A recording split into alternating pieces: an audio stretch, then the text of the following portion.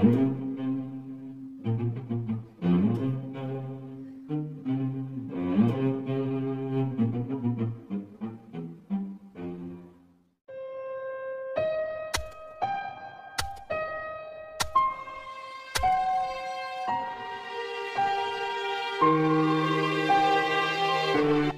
भगवान, ये लकड़हारे का जीवन भी कितना दुखदाई होता है।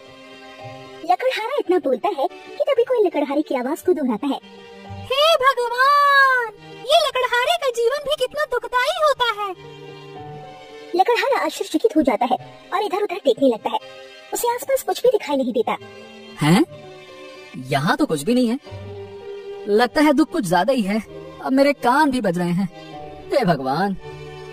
लकड़हारे के इतना बोलते ही फिर से कोई उसकी बातों को दोहराने लगता है। हैं? अरे कौन है जो मेरी नकल कर रहा है? सामने आओ मेरे। कौन है? लकड़हारे के इतना बोलते ही एक तोता उसके सामने आया जो इंसानी भाषा में बात कर रहा था। अरे तो तुम इंसानी भाषा कैसे बोल सकते हो? हैं? क्यों नहीं बोल सकता? मैं एक राजकुमार का तोता हूँ। कुछ दिन पहले मैं राजकुमार के साथ जंगल भ्रमण के लिए गया था। तभी तेज हवाएं चलने लगी और तूफान जैसा वातावरण हो गया। सब तरफ कोहरा सा छा गया था, जिस कारण से मैं पिछड़ गया हूँ। क्या आप मुझे अपने साथ अपने घर ले चलोगे? आप जो भी दोगे मैं उसी को खाकर अपना गुजारा कर लूँगा। लकड़हारे को तोता बहुत पसंद आया और उसकी ओर देखकर बोला, गुजारा कर लोगे? हाँ हाँ, क्यों नहीं। आज से तुम मेरे साथ ही रहना, ठीक है? चलो। लकड़हारे के इतना बोलते ही तोता उड़ते हुए लकड़हारे के कंधे पर आकर बैठ गया। लकड़हारा खुशी से उस तोते को लेकर अपना घर आ गया। लकड़हारे की पत्नी उस तोते को देखकर बहुत खुश हो जाती है। तब लकड़हारे ने अपनी पत्नी को सारी बात बताई।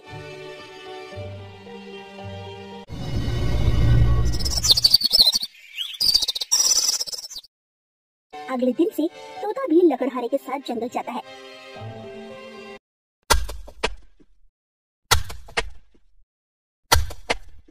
लकड़हारे को लकड़ी काटते काटते बहुत जोरों की प्यास लगी और प्यास की वजह से वो तड़पने लगा। तभी तोता बोला, मालिक, क्या हुआ मालिक आपको? अब क्या बताऊं मेरे तोते, मुझे बहुत बहुत प्यास लगी है और हमारे पास पीने को पानी नहीं है। लगता है कि बिन पानी में मर ही जाऊंगा। क्या तुम मेरी कुछ मदद कर सकते हो? हाँ मालिक, आसपास कोई नदी या तालाब है कि नहीं, मैं पता लगा कर आता हूँ। तोता इतना बोलकर उठ जाता है। तोता कुछ समय बाद अपने मालिक के पास आकर बोलता है, मालिक, पास में ही एक तालाब है। आप मेरे साथ चलिए और वहाँ से पानी पी लीजिए। तोते की बात सुनकर लकड़हारा तोते के साथ तालाब की तरफ चला जाता है।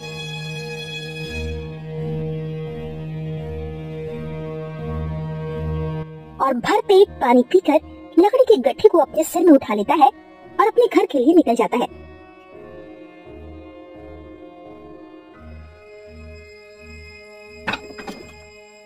हे भगवान, आखिर कब तक मुझे जाए?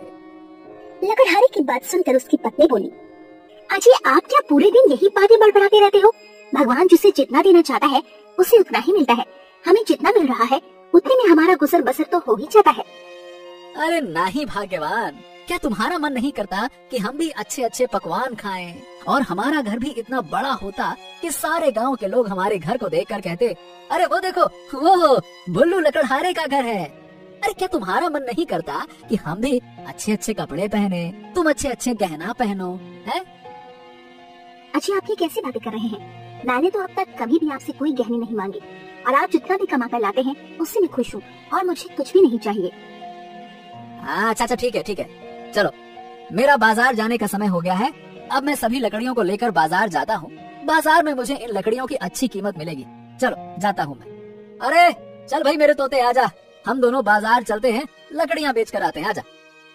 इतना बोलकर भुल्लू लकड़हारा सभी लकड़ी के गट्ठे को अपने सिर में रखकर अपने तोते के साथ बाजार की ओर निकल जाता है। अरे तुम्हारी मालकिन को कुछ भी नहीं पता है, बस ज्ञान की बातें चपड़ चपड़ चपड़ चपड़ करती रहती। तुम देखना, एक दिन मैं बड़ा आदमी जरूर बनूंगा। इस तरह अपने तोते से बात करते करते लकड़हारा बाजार में पहुंच जाता है। आइए आइए आइए आइए भैया, आओ भैया, आओ, आ जाओ, आइए आइए आइए, सूखी सूखी लकड़ियाँ लेकर जाइए, आइए आइए। ए भैया, ये इस वाली लकड़ी के गट्ठे की कीमत क्या है? ये बड़ा वाला? हाँ, ये लकड़ी का गट्ठा भैया 15 रुपए का है। 15 रुपए का? ये तो बहुत ज्यादा है। अरे इतने में तो पूरे 3 लकड़ी के गट्ठे आ जाएंगे। 15 रुपए का? हाँ हाँ, तो जाइए, यहाँ से क्यों आए हैं, जाइए 3 लकड़ी के गट्ठे ले लीजिए, काहे को पूछ रहे हैं हमसे, जाइए। लकड़हारे के पास कई लोग लकड़ी खरीदने के लिए आ जाते हैं, लेकिन कोई भी व्यक्ति 5 रुपए से अधिक लकड़ी की कीमत नहीं दे रहा था। तभी तोता बोला, मालिक, आप क्या करें? इस लकड़ी के गट्ठे को तो कोई भी आदमी 15 रुपए में लेने को तैयार ही नहीं हो रहा। हे भगवान, क्या मुझे आज फिर से ये सारी लकड़ी के गट्ठे 5-5 रुपए में ही बेचना पड़ेगा? क्या बोलूं? लकड़हारा इतना बोला ही था, तभी एक और व्यक्ति आ जाता है और पूछने लगता है, अरे भाई, इस लकड़ी को कितने पैसे में दे रहे हो? भैया, ये बड़ा वाला लकड़ी का गट्ठा 15 रुपए का और बाकी के गट्ठे 5-5 रुपए में दे दूंगा। अरे नहीं नहीं भैया, बहुत महंगे दाम बता रहे हो हैं? मैं तो इन तीनों गट्ठों की कीमत सिर्फ 15 रुपए ही दूंगा, देना हो तो बताओ। अब क्या करूं, इन सभी लकड़ियों को 15 रुपए में दे देता हूँ, कम से कम 15 रुपए ही मिल जाएंगे।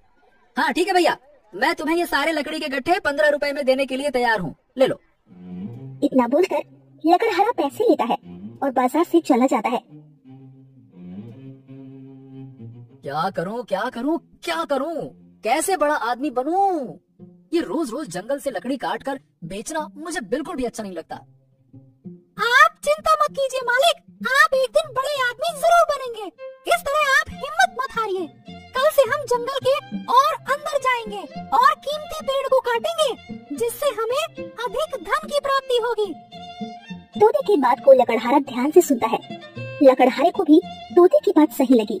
कुछ देर में लकड़हारा घर पहुंच जाता है।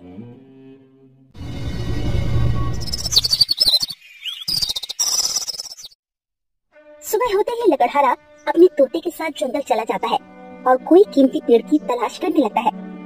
जंगल में इधर उधर कीमती पेड़ की तलाश करते करते थक हार कर पेड़ के नीचे बैठ जाता है और अपने तोते से कहता है, हाँ, हे मेरे तोते, मैं बहुत थक गया हूँ, मैं अब और नहीं चल सकता। कुछ समय मैं यहीं आराम करना चाहता हूँ, बस भाई बस। जब तक मैं आराम कर रहा हूँ तब तक तुम जाओ और कोई कीमती पेड़ की तलाश करो, फिर हम चलते हैं, ठीक है? ठीक है मालिक, आप यहीं आराम कीजिए, तब तक मैं आपके लिए उस कीमती पेड़ की तलाश करता हूँ। ओके। तोता इतना बोलकर वहाँ से उठ जाता है। उड़ते उड़ते घने जंगल के अंदर चला जाता है और थक कर एक पेड़ की डाल पर बैठ जाता है। लगता है इस जंगल में कोई कीमती पेड़ ही नहीं है। अब मुझे मालिक के पास जाना चाहिए। तोता इतना बोला ही था, तभी अचानक उसे किसी खुशबू का एहसास होने लगा। अरे हाँ, इतनी अच्छी खुशबू तो मैंने आज तक महसूस नहीं की है।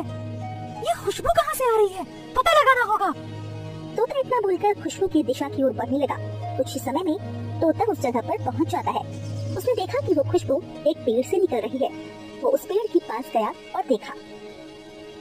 लगता है कि ये पेड़ बहुत ही कीमती है, जिससे रहस्यमयी खुशबू निकल रही है। चलो मालिक के पास जाता हूँ और उन्हें बताता हूँ। तोता इतना बोलकर अपने मालिक लकड़हारे के पास आकर उस पेड़ के विषय में बताने लगता है।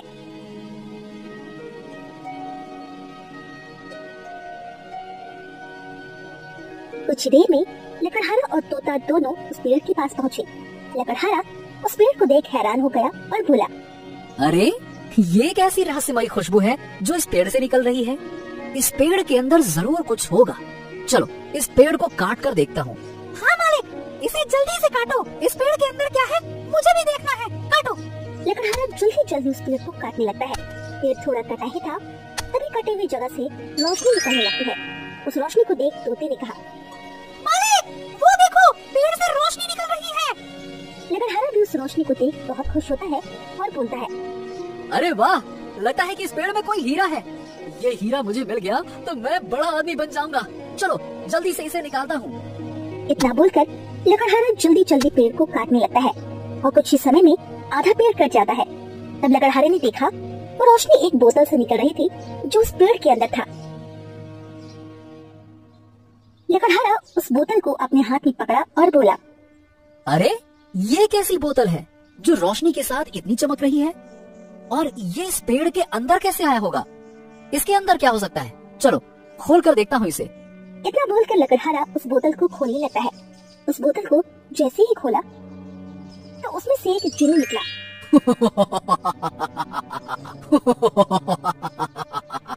ये जिन्न करेगा आपकी खिदमत, बदल जाएगी आपकी किस्मत, हाजिर है मौका बेहतरीन, पूरी होगी आपकी मुरादें तीन। मुझे मत मारो, मैंने कुछ नहीं किया, मुझे मत मारो, मुझे माफ कर दो। जो हुक्म मेरे आका, मैं आपका गुलाम हूँ, मैं आपको नहीं मार सकता। लकड़हारा और तोता चौंक जाते हैं और जिन्न की ओर हैरत भरी नजरों से देखने लगते हैं। गुलाम? वो भी मेरे? तुम मेरे गुलाम हो? जी मेरे आका, मैं आपका गुलाम हूँ। आप मुझसे अपनी कोई 3 ख्वाहिशें पूरी करवा सकते हैं, बताइए। मुझे लगता है जो कहानी मेरी दादी बचपन में सुनाया करती थी वो सारी बातें सच होती हैं। ये जिन्न तो मेरा गुलाम है। मैं जो भी चाहूँ इससे करवा सकता हूँ। मैं कहीं सपने तो नहीं देख रहा ना? लकड़हारा ये सब सोचते हुए ख्यालों में खो जाता है। तभी तोता उसके पास आया और बोला, मालिक, मालिक, आप किन ख्यालों में खो गए? आप कोई सपना नहीं देख रहे हो, ये सचमुच का जिन्न है, मांगो कुछ। हाँ, अरे जिन्न, क्या तुम मेरी सिर्फ 3 ही ख्वाहिशें पूरी करोगे? हाँ आका, मैं आपकी 3 ही ख्वाहिशें पूरी कर सकता हूँ। बोलिए, आपकी क्या ख्वाहिशें हैं? लकड़हारा कुछ कुछ सोचने लगता है। क्या मांगू? हाँ, जिन्न, मेरी पहली ख्वाहिश ये है कि मेरा घर इतना बड़ा और सुंदर हो जाए जैसे किसी राजा का घर हो, और पूरे राज्य में मेरे घर जैसा किसी का घर ना हो। जो हुक्म मेरे आका, मैं आपकी पहली ख्वाहिश पूरी कर देता हूँ। इतना बोलकर जिन्न तुरंत अपने जादू से लकड़हारे का घर बहुत बड़ा और सुंदर बना देता है, जैसे वो राजा का महल हो। हे मेरे आका, मैंने आपका घर राजा महाराजा के जैसे आलीशान बना दिया है। मांगिए आका, आपकी दूसरी ख्वाहिश क्या है? लकड़हारा सोचने लगता है। उसे कुछ समझ में नहीं आता कि वो जिन्न से दूसरी ख्वाहिश में क्या मांगे। तभी लकड़हारा बोलता है, बना दिया? अरे वाह। जिन्न, दूसरी ख्वाहिश तो अभी मुझे समझ में नहीं आ रही है। मैं अपनी दूसरी ख्वाहिश अभी नहीं मांग सकता, मैं सोचकर तुम्हें बताऊंगा। ठीक है मेरे आका, जैसी आपकी मर्जी। आप बाद में सोचकर अपनी दूसरी ख्वाहिश मुझे बता देना। अब आपके पास सिर्फ 2 ही ख्वाहिशें बची हैं। अरे चल मेरे तोते, जल्दी जल्दी चलते हैं घर। मेरा नया घर कैसे बना है उसे देखने के लिए मेरा मन उतावला हो रहा है। जल्दी जल्दी चल। इतना बोलकर लकड़हारा और तोता अपने घर जाते हैं तो देखते हैं उसके घर झोपड़ी से बदलकर एक आलीशान राजमहल जैसा बन गया है। ये सब देखकर लकड़हारे की खुशी का कोई ठिकाना नहीं रहता और अपनी पत्नी को बुलाकर कहा, अरे देखो भाग्यवान, देखो देखो देखो, मैंने कुछ ही समय में अपने छोटे से घर को इतना बड़ा घर बना दिया। देखो देखो देखो। हाँ जी, ये सब तो मैं देख रही हूँ, लेकिन कुछ ही समय में इतना बड़ा घर कैसे बन गया? ये सब कैसे संभव है? मुझे तो कुछ भी समझ में नहीं आ रहा है। अरे भाग्यवान, ये सारा कमाल तो उस जिन्न का है जो मुझे आज मिला है। क्या जिन्न? कैसा जिन्न? अरे आज मैं कीमती लकड़ी की तलाश करते हुए जंगल में भटक रहा था।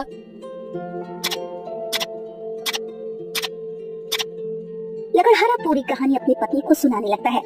अजी, इस तरह कमाया हुआ धन कभी भी लाभदायक नहीं होता। जो धन जितना जल्दी आता है वो उतना जल्दी चला भी जाता है। ऐसे धन को प्राप्त कर हमें किसी मुसीबत का सामना न करना पड़े, मुझे तो बहुत डर लग रहा है। अरे नहीं भाग्यवान, ऐसा कुछ भी नहीं होगा। तुम तो बेकार में ही चिंता करती रहती हो। आप कह रहे हो तो ठीक ही होगा, लेकिन एक समस्या और है। अब और क्या समस्या है भाग्यवान? लेकिन स्वामी, हमारे पास इतना बड़ा घर तो है, लेकिन घर चलाने के लिए एक भी पैसा नहीं है। इतना बड़ा घर होने के बाद भी हमें लकड़ी बेचकर ही गुजारा करना पड़ेगा। अगर हमारे पास पैसे होते तो अच्छा होता। अपनी पत्नी की बात सुनकर लकड़हारा बोलता है, हाँ भाग्यवान, हाँ, अब इतना बड़ा घर बन गया है तो पैसे भी आ ही जाएंगे। अब चलो मुझे खाना दो, बहुत भूख लग रही है। इतना बोलकर तीनों घर के अंदर चले जाते हैं और पेट भर के खाना खाते हैं। खाना खाने के बाद लकड़हारा अपने बिस्तर में आराम से लेट गया। हाँ, काश कि मेरे पास इतना सारा पैसा होता जिससे मैं कुछ भी खरीद पाता और जो मन चाहे वो खा पाता। क्यों ना मैं अपनी ख्वाहिश जिन से पूरी करवा लूं? लकड़हारा इस तरह सोचता रहता है। तभी उसे एक और तरकीब सूझी। नहीं नहीं नहीं नहीं, मैं जिन से पैसे की मांग नहीं करूंगा, क्योंकि पैसे तो एक ना एक दिन तो खत्म ही हो जाएंगे। उसके बाद मेरा जीवन फिर से पहले के जैसा ही हो जाएगा और मुझे लकड़ी बेचकर ही जीवन गुजारा करना पड़ेगा। नहीं नहीं नहीं नहीं, मुझे जिन से ऐसा कुछ मांगना होगा जो कभी ना खत्म हो, जिससे भविष्य में मुझे कभी भी पैसों की कमी ना हो। चलो मैं अभी जिन के पास जाता हूँ और मेरी दूसरी ख्वाहिश पूरी करवा लेता हूँ। इतना बोलकर लकड़हारा किसी को बताए बिना जंगल के लिए निकल जाता है। रात बहुत हो चुकी थी। लकड़हारा जल्दी जल्दी चलने लगा। चलते चलते लकड़हारा उसी पेड़ के पास पहुंच जाता है। हे जिन, बाहर आ जाओ। लकड़हारे के इतना बोलते ही जिन बाहर आ जाता है और लकड़हारा से कहता है, जो हुक्म मेरे आका, कहिए आपकी दूसरी ख्वाहिश क्या है? हे जिन, मेरी दूसरी ख्वाहिश ये है कि मैं जिसे भी स्पर्श करूं वो तुरंत सोने में परिवर्तित हो जाए। जो हुक्म मेरे आका, आप जैसा चाहेंगे वैसा ही होगा। इतना बोलकर जिन लकड़हारे को ये वरदान दे देता है और लकड़हारा से कहता है, मेरे आका, अब से आप जिसे भी स्पर्श करेंगे वो तुरंत ही सोने में परिवर्तित हो जाएगा। मेरे आका, अब आपके पास सिर्फ एक ही ख्वाहिश बची है। मांगिए, आप और कौन सा वरदान चाहते हैं, बताइए। नहीं नहीं नहीं नहीं, मैं अपनी आखिरी ख्वाहिश किसी और दिन मांगूंगा। आज के लिए इतना काफी है, मैं चलता हूँ, तुम भी चले जाओ। जो हुक्म मेरे आका, आपको जैसा ठीक लगे। इतना बोलकर लकड़हारा वहाँ से चला जाता है। अब तो मैं जिसे भी स्पर्श करूंगा वो सोने में परिवर्तित हो जाएगा। अब तो मैं सभी वस्तुओं को स्पर्श करके उसे सोने में परिवर्तित कर दूंगा, फिर उसे बेचकर खूब पैसे कमाऊंगा। फिर तो मुझे पैसों की कभी कमी नहीं होगी। वाह वाह वाह वाह, क्या दिमाग चलाया मैंने। ऐसा बोलकर लकड़हारा चलते चलते कुछ दूर आ जाता है और वो जिन के दिए वरदान के बारे में सोचने लगता है। जिन ने ये जो मुझे वरदान दिया है, क्या वो सच में काम करेगा? चलो किसी वस्तु को स्पर्श करके देखता हूँ, तब तो पता चलेगा। लकड़हारा पास में पड़े एक पत्थर को स्पर्श करता है और वो तुरंत सोने में परिवर्तित हो जाता है। लकड़हारा बहुत खुश हो जाता है और जल्दी जल्दी अपने घर जाता है और सो जाता है।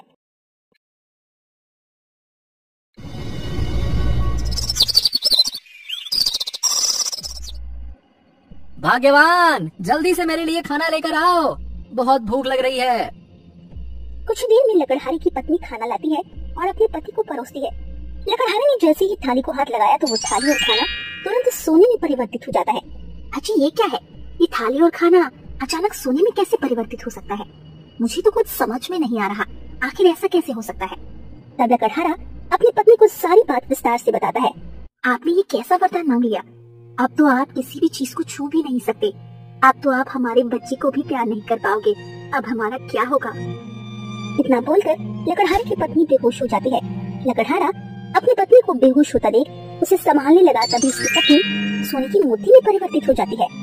अपनी माँ को इस तरह बेहोश होता देख बच्चा भी रोते हुए दौड़कर अपनी माँ के पास आया और अपनी माँ के सिर पर जैसे ही हाथ रखने के लिए आगे बढ़ाया, तभी अपने पिता के हाथ को छू लेता है और वो बच्चा भी सोने की मूर्ति बन जाता है। हे भगवान, ये मैंने क्या कर दिया?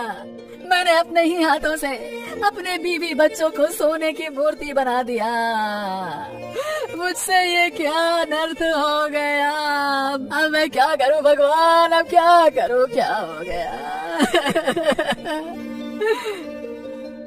लकड़हारा ऐसा बोलकर रोने लगता है। तभी तोता बोला, मालिक, जिस जिन ने आपको ये वरदान दिया है, हमें उसी के पास जाना चाहिए। शायद इसका कुछ उपाय मिल जाए। हाँ हाँ मेरे तोते, मैं अभी उस जिन के पास जाता हूँ और इस वरदान को वापस लेने को कहता हूँ। इतना बोलकर लकड़हारा और तोता तुरंत जिन के पास गए और सारी बात बताई। नहीं मेरे आका, मैं अपना दिया हुआ वरदान वापस नहीं ले सकता हूँ। अगर आपकी कोई और ख्वाहिश है तो आप वो बता सकते हैं। नहीं नहीं जिन, मेरी और कोई दूसरी ख्वाहिश नहीं है। इतना बोलकर लकड़हारा रोते हुए अपने घर आ जाता है और अपनी पत्नी और बच्चे को कैसे ठीक किया जाए ये सोचने लगता है। तभी उसे एक तरकीब सूझती है। अरे, एक उपाय और है जिससे मैं अपनी पत्नी और बच्चों को ठीक कर सकता हूँ। चल मेरे तोते, उस जिन के पास जाते हैं और आखिरी ख्वाहिश पूरी करवाते हैं। लकड़हारा और तोता फिर से उसे जिन के पास चले जाते हैं। इस लकड़हारे को नहीं पता कि ये मुझसे आखिरी ख्वाहिश अपनी जैसे ही पूरी करवाएगा, ये लकड़हारा एक जिन बन जाएगा और इसी पेड़ में कैद होकर रह जाएगा। और मैं हमेशा के लिए आजाद हो जाऊंगा। ये सब सुनकर लकड़हारे के होश उड़ जाते हैं। हे भगवान, अब मैं क्या करूं? यदि मैं इससे तीसरी ख्वाहिश मांगूंगा तो मैं इसी की तरह इस पेड़ में कैद हो जाऊंगा और मेरी पत्नी और बच्चे को मैं ठीक भी नहीं कर पाऊंगा। काश मैं ज्यादा लालच नहीं करता तो आज मुझे ये दिन नहीं देखना पड़ता। अब मैं अकेला क्या करूंगा? इससे अच्छा तो मैं खाई में कूदकर अपनी जान ही दे देता हूँ, बात ही खत्म हो जाएगी। इतना बोलकर लकड़हारा खाई में कूदकर जान देने के लिए जाने लगता है। तोता उसे रोकने की बहुत कोशिश करता है, लेकिन लकड़हारा रुकने का नाम नहीं ले रहा था। थक हार कर तोता एक पेड़ की डाल पर बैठ जाता है। उसी पेड़ पर दो विचित्र पक्षी बैठे थे जो पति पत्नी थे। क्या हुआ स्वामी, आप किस ख्याल में डूबे हुए हो? क्या बताऊं प्रिय, इस इंसान को देखो जो मरने के लिए खाई की तरफ जा रहा है। कुछ दिन पहले उसे एक जिन्न मिला। इस तरह नर पक्षी अपनी पत्नी से सभी बातों को बता देता है। दोनों पक्षी की बातों को तोता भी सुन रहा था। स्वामी, क्या इस लकड़हारे की पत्नी और बच्चों को पुनः ठीक करके जिन के वरदान को नष्ट नहीं किया जा सकता क्या? सबको ठीक किया जा सकता है। इसके लिए उस लकड़हारे को संजीवनी बूटी के कुछ पत्तों को लाकर 3 बार माथे पर स्पर्श करना होगा। इसके बाद उस लकड़हारे की पत्नी और बच्चे पुनः ठीक हो जाएंगे और जिन्न का वरदान भी नष्ट हो जाएगा। लेकिन स्वामी, ये संजीवनी बूटी का पत्ता कैसे मिलेगा? प्रिय, जंगल के पूर्व दिशा की ओर एक बहुत बड़ी गुफा है और उसी गुफा के अंदर एक तालाब है जिसमें ठीक बीच में संजीवनी बूटी का पौधा है। स्वामी, ये तो अच्छी बात है। अब तो ये लकड़हारा संजीवनी बूटी के पत्ते को लाकर आसानी से अपनी पत्नी और बच्चे को बचा सकता है। ये लकड़हारा फालतू में मरने जा रहा है। लेकिन इसमें ज्यादा खुश होने वाली कोई बात नहीं है। अरे आगे तो इसमें ज्यादा मुसीबत है। क्या आगे और मुसीबत है? आगे क्या होगा स्वामी, जल्दी बताओ। मुझे आगे क्या होगा ये जानने की इच्छा हो रही है, कृपया जल्दी बताओ। दोनों पक्षियों की बातें तोता ध्यान से सुन रहा था और वो भी आगे क्या होगा ये जानना चाहता था। उस गुफा में एक बहुत बड़ा मायावी दानव रहता है जो संजीवनी बूटी का रखवाली करता है। उस मायावी दानव के रहते संजीवनी बूटी को कोई हाथ भी नहीं लगा सकता। स्वामी, इसका मतलब ये है कि अगर लकड़हारे को संजीवनी बूटी चाहिए तो उसे उस मायावी दानव को हराना होगा। हाँ प्रिय, तुम सही समझी। स्वामी, अगर कोई उस मायावी दानव को हराना चाहे तो कैसे हरा सकता है? क्या उसे हराना संभव है? हाँ प्रिय, अगर कोई उसे हराना चाहे तो अपनी चतुराई और अच्छी सूझबूझ से हरा सकता है। तोता ये सब सुनकर तुरंत लकड़हारे के पास जाता है और सभी बात को बताता है।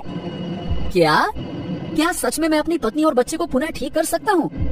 अगर ऐसा है तो मैं उस गुफा में जाऊंगा और मायावी दानव का सामना करूंगा। चलो जल्दी चलो। इतना बोलकर दोनों पूर्व दिशा की ओर चलने लगे। चलते चलते दोनों एक गुफा के पास पहुंचते हैं। मुझे लगता है कि उस विचित्र पक्षी ने इसी गुफा के विषय में बताया था। इसी गुफा के अंदर संजीवनी बूटी का पौधा होगा। हाँ मालिक, आप सही कह रहे हैं। जल्दी से इसके अंदर चलते हैं, चलिए। इतना बोलकर दोनों उस गुफा के अंदर चले जाते हैं।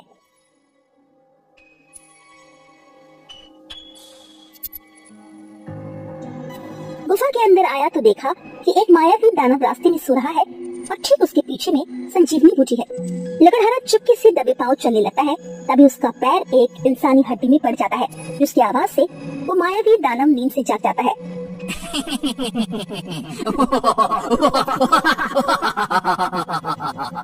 तुमने मेरी गुफा में आने की गुस्ताखी की है।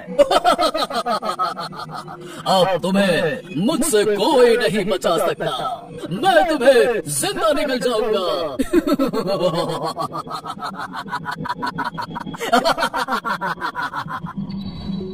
इतना बोलकर मायावी दानव लकड़हारे को पकड़ने के लिए अपना हाथ बढ़ाता है।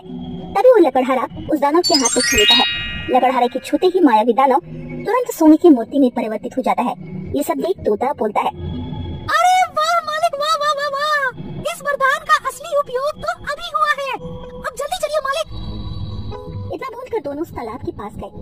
हाँ, अब तो हमारा रास्ता साफ है। चलो जल्दी से संजीवनी बूटी के पत्ते तोड़कर लाता हूँ। नहीं मालिक, आप पत्ते को नहीं तोड़ सकते। अगर आप उस पत्ते को हाथ लगाओगे तो वो सोने में परिवर्तित हो जाएगा। आपने देखा ना? अरे हाँ, मैं तो भूल ही गया था। लेकिन अब उस पत्ते को कैसे लाऊं? लकड़हारा इतना बोला ही था कि तभी तोता बोलता है, मालिक आप चिंता मत कीजिए, मैं अपने चोंच से पत्ते तोड़कर ले आता हूँ। इतना बोलकर तोता संजीवनी बूटी के पास चला जाता है और अपने चोंच से कुछ पत्ते तोड़कर आ जाता है। ये सब देख लकड़हारा बहुत खुश हो जाता है। चल मेरे तोते, अब हमें जल्दी से घर जाना होगा और मेरी पत्नी और बच्चे को ठीक करना होगा। इतना बोलकर दोनों घर आ जाते हैं। तोता अपनी मालकिन और बच्चे के माथे पर संजीवनी बूटी के पत्ते को स्पर्श कराता है। स्पर्श कराते ही दोनों पुनः ठीक हो जाते हैं। ये सब देखकर लकड़हारा बहुत खुश हो जाता है। अरे तोते, मेरे माथे पर भी संजीवनी बूटी के पत्ते को स्पर्श कराओ ताकि ये वरदान नष्ट हो जाए। लकड़हारे की बात सुनकर तोता उसके पास जाता है और उसे भी ठीक कर देता है। सभी लोग फिर से एक साथ हो जाते हैं और अच्छे से रहने लगते हैं। लेकिन लकड़हारा ये भूल गया था कि जिन का एक आखिरी ख्वाहिश अभी भी बाकी है।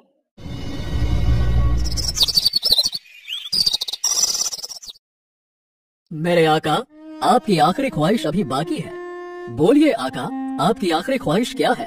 नहीं नहीं जिन, अब मेरी कोई ख्वाहिश नहीं है। अब तुम यहाँ से जाओ जाओ जाओ जाओ। नहीं मेरे आका, आपको मुझसे अपनी आखिरी ख्वाहिश तो पूरी करवानी ही पड़ेगी, नहीं तो मैं आपको मार डालूंगा। हे भगवान, ये कैसी मुसीबत में फंस गया मैं। एक मुसीबत से निकला ही था कि अब ये दूसरी मुसीबत सर पे आके खड़ी हो गई। मार डालेगा मुझे। वरदान मांगू तो मरूंगा, नहीं मांगू तो मरूंगा। ठीक है जिन, तुम कल सुबह मेरे पास आ जाना। मैं अपनी आखिरी ख्वाहिश कल पूरी करवा लूंगा, ठीक है? चलो। जो हुक्म मेरे आका, मैं कल फिर से आऊंगा। इतना बोलकर जिन वहाँ से चला जाता है।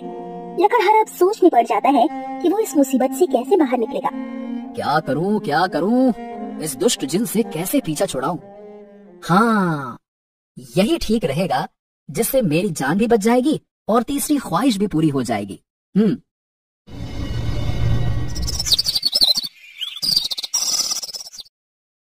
सुबह होते ही जिन फिर से लकड़हारे के पास आया और बोला, बोलिए आका, आपकी आखिरी ख्वाहिश क्या है? जिन ऐसा बोलकर मन ही मन खुश हो रहा था और सोच रहा था, इस आखिरी ख्वाहिश के पूरे होते ही मैं आजाद हो जाऊंगा और लकड़हारा एक जिन बनकर उसी पेड़ में कैद हो जाएगा। अब तो मेरे मजे ही मजे होंगे। तुम्हें लगता है कि तुम मेरी आखिरी ख्वाहिश पूरी कर दोगे तो तुम आजाद हो जाओगे, और मैं उस पेड़ में हमेशा के लिए कैद हो जाऊंगा। सोचो, अगर मैं तुमसे ऐसा वरदान मांगूं और तुम उसे पूरा ही ना कर पाओ तो? ठीक है जिन, मैं अपना आखिरी वरदान तो मांगूंगा, लेकिन यहाँ नहीं, तुम्हें मेरे साथ चलना होगा। सभी लोग लकड़हारे के साथ जाते हैं। कुछ ही देर में सभी लोग समुद्र के किनारे पहुंच जाते हैं। किसी को कुछ भी नहीं पता था कि लकड़हारा जिन को लेकर यहाँ क्यों लाया है। तभी लकड़हारा बोलता है, हे जिन, मेरी तीसरी और आखिरी ख्वाहिश ये है कि 100 सालों तक तुम इस समुद्र के लहरों को गिनो। मैं ये जानना चाहता हूँ कि ये समुद्र 100 सालों में कितनी बार लहरें मारती है। चलो शुरू हो जाओ। लकड़हारे की ख्वाहिश को सुनकर जिन के पसीने छूट जाते हैं और समुद्र की लहरों की गिनती करने लगता है। सभी लोग अपने घर आ जाते हैं। तभी तोता बोलता है, वाह मालिक वाह, क्या दिमाग लगाया है। जब तक वो जिन अपना वरदान पूरा करेगा, उससे पहले तो आप अपना पूरा जीवन जी चुके होंगे। हाँ मेरे तोते, इसीलिए तो